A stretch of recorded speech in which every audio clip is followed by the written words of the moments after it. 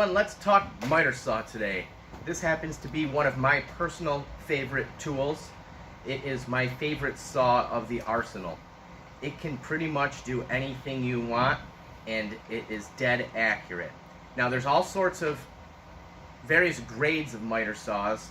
You got lower end miter saws, mid-tier miter saws, and very expensive miter saws, and the price range does fluctuate very, very much.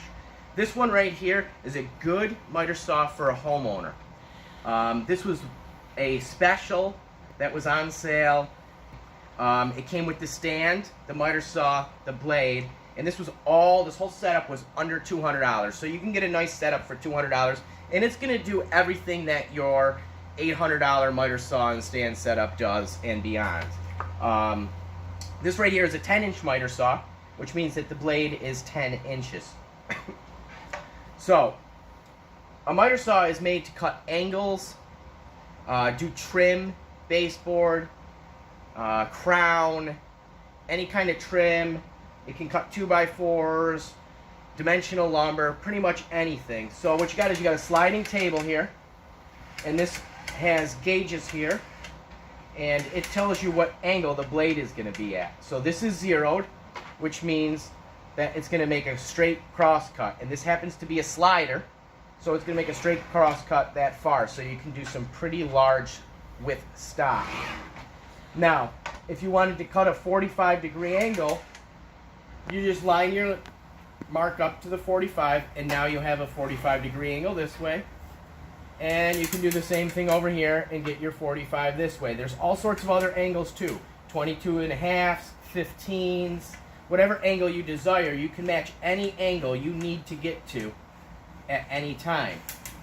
So I'm going to set it back to 0 and show you that this is a compound miter saw, which means it can cut bevels and the saw will tilt like this. So now you can cut a compound miter where you set your angle this way and you can set your angle this way, and you got a complete compound miter. So just a little bit about this saw. You always want to make sure it's set at 0 on the bevel portion. And we can cut pretty much any kind of stock for this. So say we wanted to make a cross cut on this 2x4. All we're going to do is keep our hands always away from the blade. It has a blade guard, but always keep your hands away. Trigger's got a safety. You're going to pull that down, and you're going to start your saw, and you're going to go slow through the 2x4. Now you have a completely square cross cut. Now say you were doing some trim or something and you wanted to cut a 45-degree angle. You would move your table over to the 45 mark and you'll lock it. And again, you'll start your saw and you'll go slow through your material.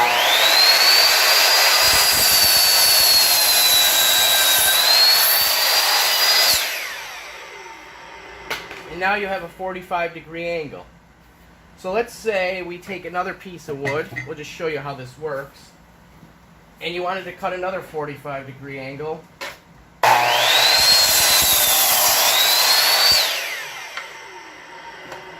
What you'd get is a complete 45 angles to make a 90. Say you were picture framing something out, or you were building something that required 45s. Another thing that this saw can do is it can cut 45s this way. You would hold your material and you would cut a 45 this way.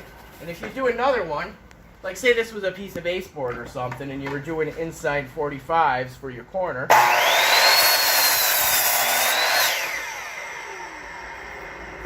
you now